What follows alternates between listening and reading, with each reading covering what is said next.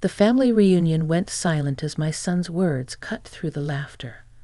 "Stay quiet, Mom. No one cares what you have to say." My hands shook, my chest burned, and every eye turned toward me. But what happened next will shock even those who thought they'd seen everything. But first, let's go back to the beginning. The Miller family reunion was never small. Every summer, the white canvas tent stretched across the backyard, its corners weighted with cinder blocks, its sides flapping lightly in the July breeze. Platters of food lined the tables: cornbread, ribs, baked beans, casseroles carried proudly by women who claimed their recipes were the best. Children darted between the legs of adults, sticky with watermelon juice, their laughter slicing through the hum of voices and clinking plates. I sat at the far end of the long picnic table, a paper plate balanced on my knees. From where I was, I could see everything. The circle of my life gathered in one place. There was my brother-in-law, Charles, already loosening his belt after a second helping of potato salad. There was my niece Jennifer, her hair pulled back, carefully watching everyone as though she were taking notes. There were the older cousins comparing boats, cars, promotions, every sentence loaded with competition. It should have felt like home, but instead it felt like exile. My body was present, my name printed neatly on a place card, yet my voice was not welcome. I learned that sharply enough the moment I cleared my throat and leaned forward, trying to add a few words before the meal fully began. Kyle's hand tightened around his beer bottle as he turned toward me. His face, still strikingly handsome in that polished, practiced way bankers wear like armor, shifted with irritation. He leaned close so no one else could hear and whispered, low and cutting, "Stay quiet, Mom. No one cares what you have to say." The words burned through me, branding me with shame. In that single sentence, he reduced me, not just to silence, but to insignificance. 50 years old now, Kyle stood tall in his pressed shirt, and watch that probably cost more than a month of my pension, a man praised for his charm and success. Yet in his eyes, I was not the woman who had carried him through fevers, scraped knees, and late-night exams. I was just an inconvenience, a fragile reminder of a past he'd rather forget. I froze. The sound around me continued, forks scraping against paper plates, bursts of laughter, the squeal of children chasing each other near the swing set. But inside me, everything hollowed out. The chatter became a muffled roar, like waves crashing against stone. I felt suddenly small, pressed down into my chair, my voice stolen before it had a chance to rise. And then I heard it. A snicker. I didn't know who it came from. Maybe one of Kyle's cousins, maybe one of my sisters-in-law, but the chuckle spread like a ripple. Heads turned away from me, eyes dropped to plates, as though they'd all silently agreed with him. Yes, Janet, no one cares. My hands curled tightly around my fork. The plastic bent but didn't break. I wanted to defend myself, to lash back with words that might remind them who I was and what I had given. But humiliation rooted me to my seat. I was 68, a widow, my body not as strong as it once was, my hair more silver than gold. Against their laughter and Kyle's command, my voice felt brittle, a relic of a time no one wished to remember. I glanced around the table. Charles raised his glass, pretending not to have heard. Jennifer's eyes flickered toward me, wide with something like pity, but she quickly looked away. The cousins were already swapping stories about stock portfolios, vacation homes, the small dramas of wealth. It was as if my son's dismissal had erased me from the gathering altogether. Inside me, though, the wound was raw. The words repeated, circling like vultures. "Stay quiet, Mom. No one cares." How easily he said it. How easily the others let it hang in the air without challenge. As though my years of sacrifice, my long nights in the hospital ward, my sacrifices to raise him after his father passed, my body carrying the weight of bills and burdens, counted for nothing. I thought of the younger me decades ago, hosting this same reunion when I was strong enough to carry folding tables into the yard, when I stood in the kitchen stirring pots and humming while neighbors dropped by. Back then, people looked to me to keep the family together, to serve, to mediate, to make everyone feel welcome. And I did, gladly, believing that family was the only treasure worth guarding. Now I sat in the very same space and felt like an unwanted guest. Kyle's voice, sharp and confident, rose above the din as he launched into a story about a new project at his bank. The family leaned in, nodding, offering admiration as though every detail he spoke was spun from gold. My son had learned how to capture a crowd. He had learned how to shine, and in his glow I was cast into shadow. The humiliation settled heavy in my chest. It wasn't just the sting of his words, it was the confirmation of something I had begun to fear quietly, that my life of sacrifice, my role as mother, widow, nurse, caretaker, had become invisible in the eyes of the very people I loved most. I lowered my gaze to my plate, pushing around beans I no longer had an appetite for. The laughter swelled again, surrounding me like a tide I could not resist. I wanted to vanish beneath it, to let them forget I was there. But the wound stayed. It throbbed, pulsed, demanded space inside me. I could not undo what Kyle had said. And I knew, with a sharp clarity, that those words would not simply fade. They would root themselves deep, forcing me to remember that at my own family's table, I was seen as nothing more than silence. I sat in silence, the noise of the reunion washing over me, but inside, the world tilted inward. The voices blurred, laughter turned to a dull hum, and all I could hear was the echo of my own breath. I tried to keep my eyes on the children darting around the lawn, their small faces glowing with joy, but instead my vision pulled backward, into the long corridors of memory I rarely allowed myself to walk. I remembered those endless nights at the hospital, fluorescent lights buzzing above me as I bent over patients' charts. I was a nurse then, working 12-hour shifts that so often bowled into 14. My feet ached, my back screamed, but I always walked home after midnight because bus fare was money I couldn't spare. The Ohio winters were cruel. I pushed through the snow, breath steaming into the frozen air, my shoes thin-soled and patched twice already, toes numb by the time I reached the door. But I'd do it willingly if it meant Kyle would find a hot meal waiting when he dragged himself home from school. There were so many nights like that, nights when the world was asleep but I was awake, stitching our survival together thread by thread. And through every weary dawn, I told myself it was worth it, because one day he'd see. One day he'd understand. Vacations were luxuries that belonged to other families. I told Kyle stories about the ocean from books and travel magazines, described the salt air as though I had tasted it myself, though in truth I never had. Every dollar was counted, every penny stretched. The joy I allowed myself came in smaller, quieter forms. The sound of Kyle's laughter as he played basketball in the driveway, the glow on his face when he opened a second-hand textbook I managed to buy, the peace of watching him sleep under a roof I kept intact, no matter the cost.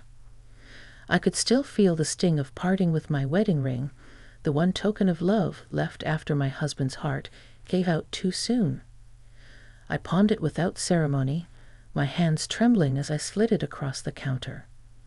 It had been heavy with meaning once, but in that moment it became tuition, groceries, electricity, life itself. I walked out of the pawn shop with a hollow finger and a bag of bills, reminding myself over and over, this is for Kyle. Always for Kyle. Year after year, my dreams folded in on themselves, pressed down until they disappeared beneath the weight of necessity. I never complained. I wore the same coat until the lining frayed, glued the heels of my shoes back on when they split, patched the elbows of my sweaters until the fabric turned thin as paper. People in the ward sometimes said, "Janet, you deserve better." But I always answered, "This is better. I'm raising a good boy. That's enough." I thought compassionately of that younger version of me, 40, then 50, then 60, always pouring from an empty cup, always telling herself that gratitude would come later, that the silence of the present would be filled one day with recognition. I almost wanted to reach back through the years and place a hand on her shoulder, whispering that the road ahead would be lonelier than she imagined, that her sacrifices might never be acknowledged. But I couldn't. I had been her. I had walked every painful step of her road with unshakable hope. Now, at 68, I sat in the very center of the family I had fought so hard to hold together, and my words held no weight. My son, the boy for whom I had bent the arc of my entire life, had silenced me with a whisper. "Stay quiet, Mom. No one cares." And the others, blood of my blood, let it pass without protest, as though they had always believed it too. Jennifer's glance caught me. She looked at me with wide, uncertain eyes, pity swimming in them. I felt it like a blade. Pity is what you offer to someone broken, someone weak. I did not want pity. I wanted them to see that the life they enjoyed had been stitched together by the invisible hands of a woman who worked until her body bent and her voice trembled. But pity was what I got, because compassion, when it finally arrived, wasn't theirs. It was mine, directed backward toward the self I had abandoned. I thought of all the times I had put myself last. When Kyle's shoes wore out, I skipped my own replacements. When bills mounted, I picked up another night shift, even when exhaustion blurred the edges of my vision. When his friends came over, I smiled through the sting of embarrassment at my worn furniture, telling myself love mattered more than appearances. Every sacrifice, every quiet surrender had been built on faith. Faith that love would circle back. Faith that children remember. Faith that a son would never forget the weight his mother carried. Yet here I was, a woman who had emptied her life into another's future, treated as though her voice was worthless noise at a table full of laughter. The compassion swelled, not for the faces that ignored me, not even for Kyle who had struck the cruelest blow, but for the woman I had been. The woman who stood in the kitchen at midnight, stirring a pot of soup with hands cracked from cold. The woman who carried groceries home in the rain, because cab fare would eat into the electric bill. The woman who bent but never broke, who believed silence was strength, who thought love would speak where words were denied. And now, sitting in that chair with the July sun pressing through the white canvas tent, I finally recognized her. I felt sorrow for her, tenderness for her, and a fierce compassion that made my chest ache. She had given everything. She had deserved more. And yet she lived in me still. The reunion moved forward as if nothing had happened, as though my silence was the natural order of things. Kyle sat tall at the center of attention, his voice smooth and confident, spilling out stories of boardroom victories and financial maneuvers no one at the table truly understood. Yet the cousins nodded anyway, their smiles plastered on, eager to be associated with success. He basked in it, feeding on their admiration like sunlight. "Promotion came with a hefty bonus," he said, lifting his glass. "Next spring I'll finally get the boat. 32 feet, custom trim, leather seating. You should see it. It's a beauty." Gasps of approval rose. A few clapped their hands. One cousin whistled low, impressed. The younger men leaned forward, eyes bright with envy, soaking in every detail as though Kyle's wealth might rub off on them by proximity. I sat in the corner, the laughter striking me like a series of blows. My fork pressed into the paper plate until it threatened to tear through. each boast layered over the last, as though Kyle was building a tower of himself in their eyes, higher and higher until he alone touched the sky. Something shifted inside me. The humiliation of his whisper still burned, but beneath it stirred a harder, sharper current. I had listened to him claim victories, drape himself in achievements, while the truth of those victories, the foundation beneath his tower, remained buried in silence. He wanted to shine, but only if I remained his shadow. Enough. The word echoed in my chest, pulsing with each beat of my heart. Enough silence. Enough erasure. Enough being dismissed while the life I built with my blood and bone was paraded as if it sprang from his genius alone. My chair scraped against the wooden deck as I pushed it back. The sound was sharp, louder than I expected, cutting through the hum of conversation. A few heads turned, brows furrowed. My knees trembled, stiff from sitting too long, but I forced them to straighten. At 68, rising to my full height wasn't easy, yet in that moment, it felt like reclaiming ground I'd long been denied. Kyle kept speaking, unaware at first.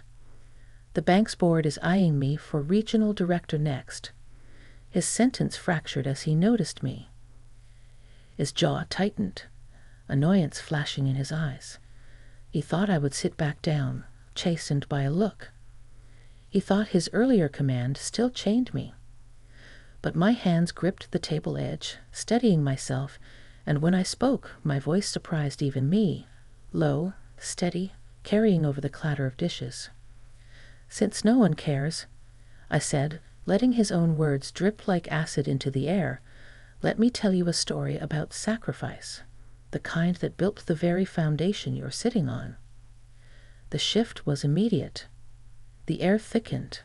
Forks froze midway to mouths. A knife slipped against a plate with a shriek and then stilled.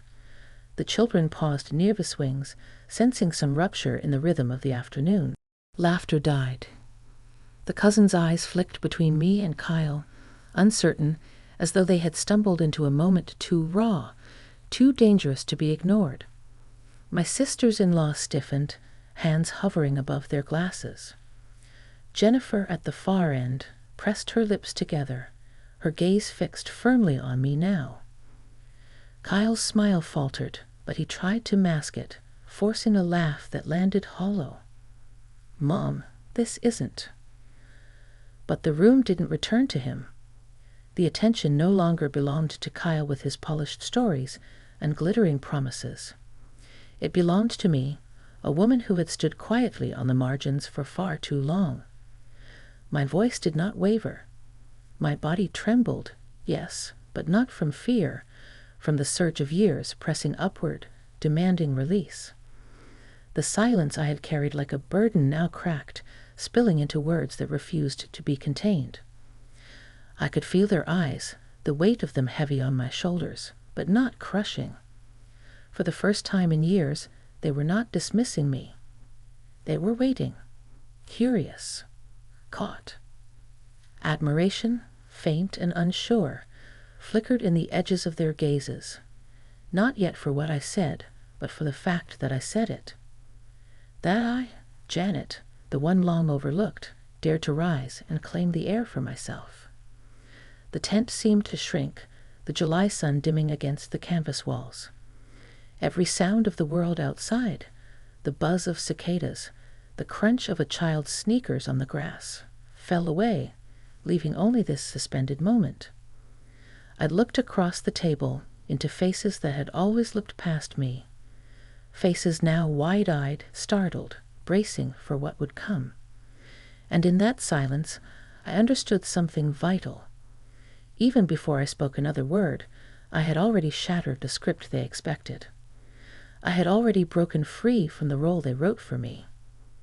The woman they thought could be silenced had risen, and there was no turning back. The silence was thick, as though the very air beneath the canvas had been sealed shut. I could feel every pair of eyes on me, some wide, some uneasy, some darting toward Kyle for cues. He shifted in his seat, his shoulders stiff, lips pressed thin, as if willing me back into silence. But once the dam inside me cracked, the words came with a force that startled even me. I began not with anger but with memory, my voice steady and low, pulling back the curtain on years that no one at that table had ever seen. "You never knew," I said, looking past Kyle's face to the family who leaned forward in uneasy anticipation. "You never knew the nights I trudged home through snow because there was no money for gas. My shoes were worn thin, my coat barely closed, but I walked anyway, because what little was left had to stretch for groceries and school fees. You slept warm while I came home frozen, praying the pipes hadn't burst." No one spoke. Forks remained poised over plates, as though time itself had been halted. I pressed on, the truth unspooling. I worked double shifts, sometimes triple. I held strangers' hands as they took their final breaths so their families could sleep, and I earned just enough to keep a roof over us. When bills piled too high, I patched together solutions, delaying one payment to cover another, skipping meals so there would be milk in the fridge, borrowing from tomorrow to survive today. Jennifer's hand crept to her mouth. A cousin shifted uneasily, his gaze fixed on his untouched food. The weight of my words pressed into the tent, thick as humidity, undeniable as thunder. But I was not finished. When Kyle drove his first car, I continued, each word sharp with precision. It wasn't his father's legacy, or some lucky break that put those keys in his hand. It was me, my overtime pay, my body running on coffee and aching feet. That car was bought with hours of my life I will never get back. Kyle's jaw clenched, his knuckles whitening against the table, but still he said nothing. And when he received that scholarship, that proud announcement everyone clapped for, it was me again, filling out forms at 3 a.m. with bills piled so high I couldn't see the surface of the kitchen table. My eyes burning, my hands shaking, but I refused to quit. He rose on the back of those nights, on the back of my sacrifices. Yet today, my voice caught, sharpened with iron. I am told to stay quiet. A murmur swept the crowd, but it was quickly swallowed by silence, as though no one dared break the spell of confession.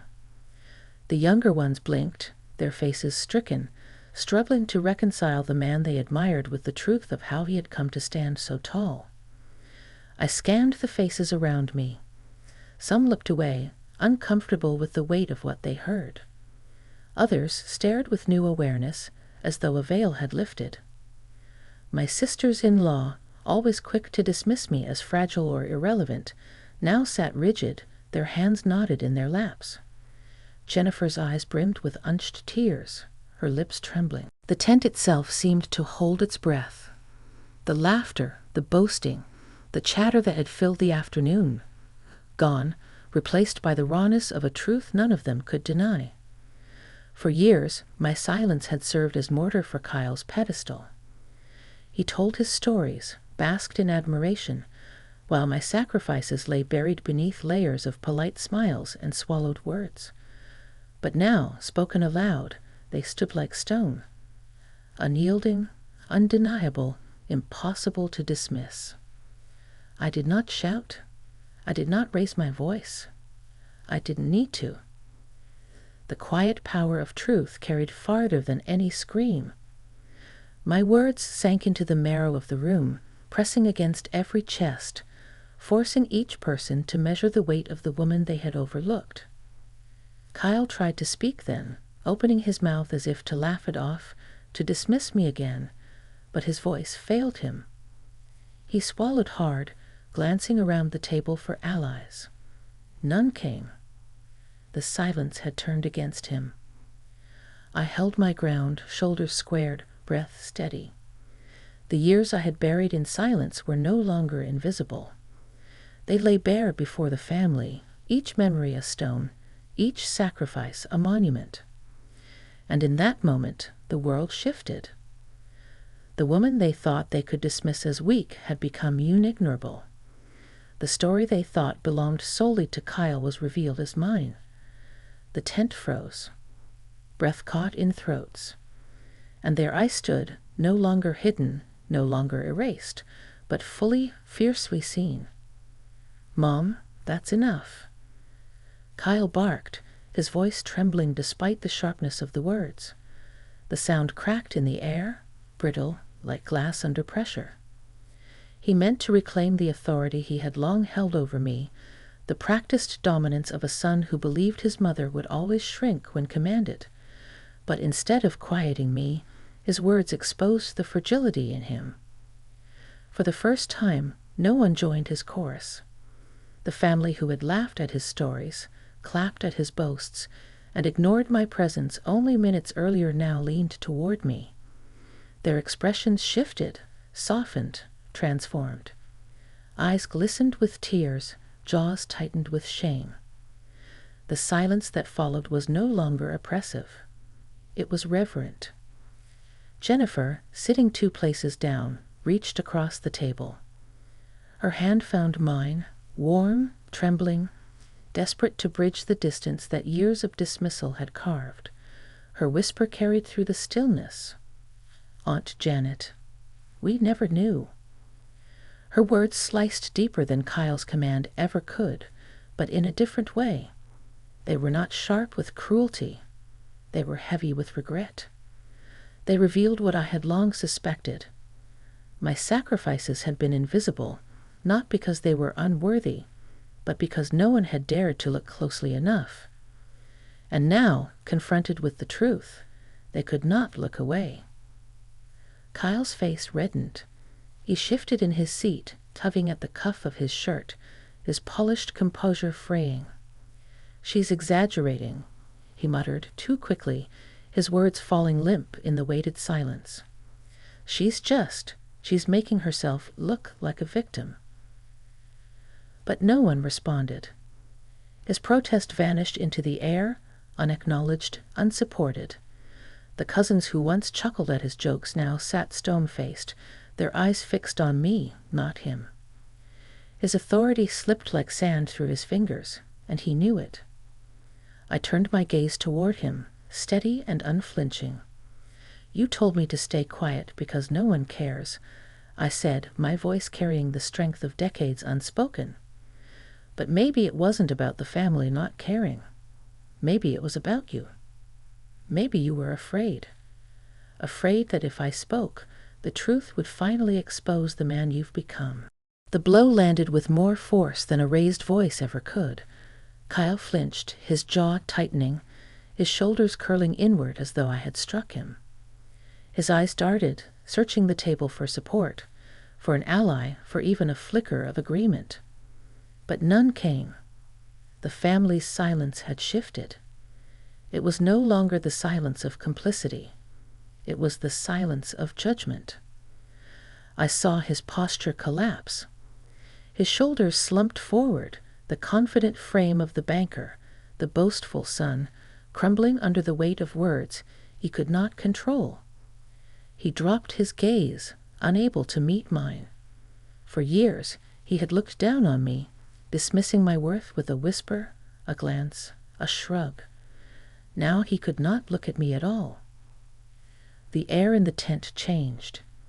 It was as though a tide had turned, slow but unstoppable, pulling the power from him and placing it at my feet. The family who once dismissed me now studied me with raw, unguarded eyes, as if seeing me for the first time.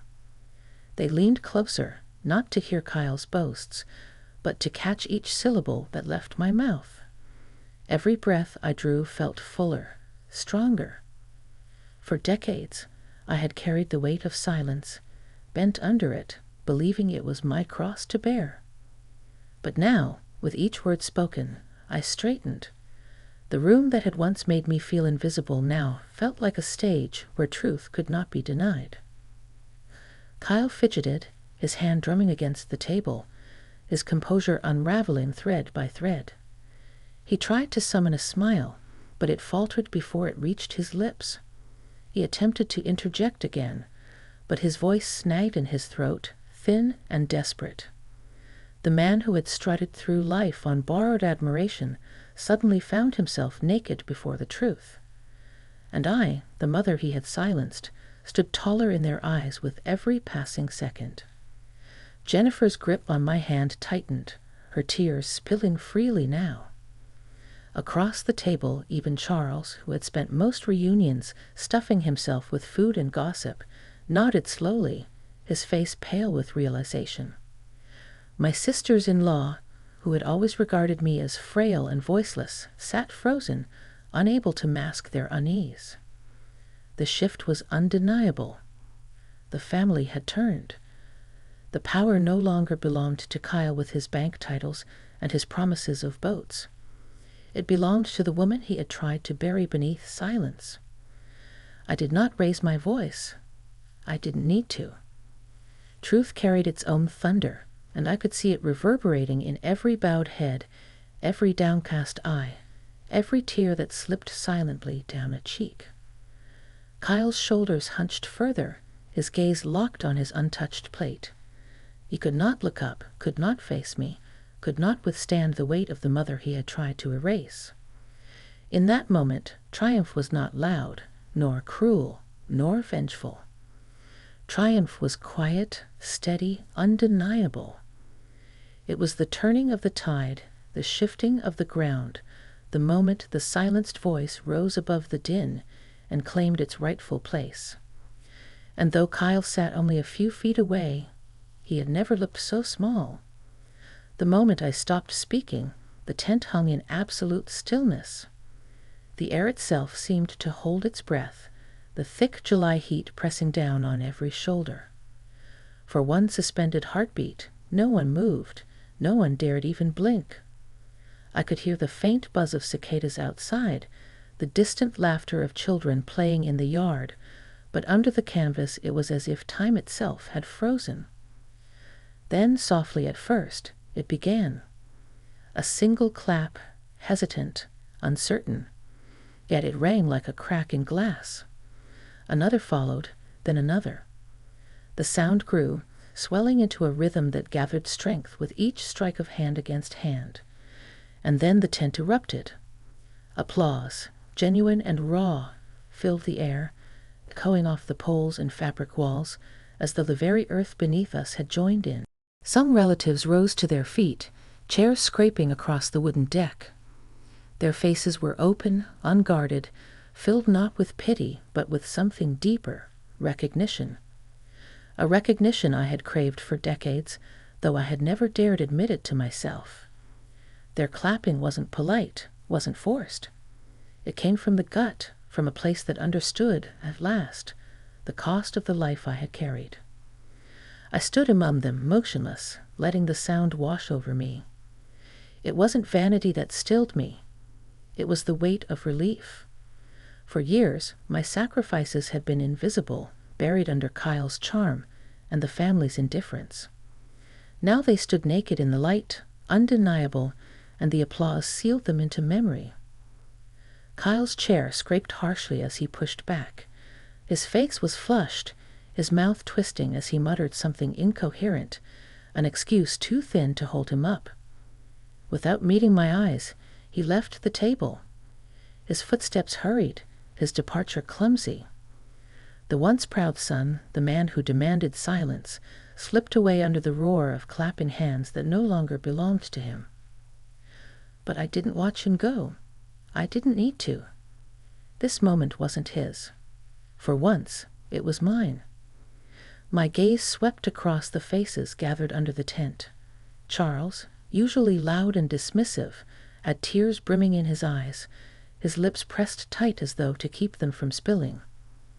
My sisters-in-law, who so often rolled their eyes at me, sat stunned, hands clasped as if they too felt the weight of truth settling into their chests. And Jennifer, sweet Jennifer, still held her hand against her mouth, her eyes shining with awe. When our gazes met, she nodded through her tears, her expression saying what words could not, "You are not forgotten. You never were."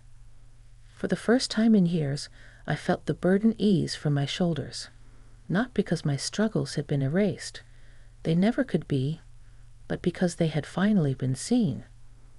My silence had been heavy, but the truth spoken aloud was heavier still, pressing itself into every heart around me. And in their eyes, I was no longer the frail woman to be dismissed with a whisper. I was the backbone of this family, the foundation upon which their comfort had been built. It wasn't revenge that filled me. It was restoration. A restoration of dignity, of voice, of worth. Kyle's shame would linger with him, but I didn't need to chase it. Justice had already been done, not by punishment, but by truth itself. The applause faded gradually, softening until it left behind another silence, this one lighter, cleansed, reverent. People exchanged glances, some nodding, some wiping their eyes, all of them forever changed by what had been spoken. I breathed in deeply, the air thick with the mingled sense of barbecue and summer grass, but also with something new: respect, awe, love. It wove through the space like an unseen thread, binding us in a way I had never felt before. I thought of the years I had carried my sacrifices alone, convincing myself they were invisible because they were meant to be. Now I understood. They had always mattered. It simply took speaking them aloud to force others to see. And their recognition, their tears, their applause, it was worth every second of silence I had endured. I stood taller, straighter, steadier. My voice had reclaimed not just the air of that tent, but the story of my life. And as I looked around at the faces surrounding me, faces filled with respect, awe, and yes, unmistakably, love, I felt something settle deep in my chest. A peace I had not known in years, a peace that came not from being avenged, but from finally being heard. The silence that once caged me had broken. In its place stood truth, unshakable and enduring. And I realized this was the legacy I had reclaimed, not of wealth, not of power, but of dignity.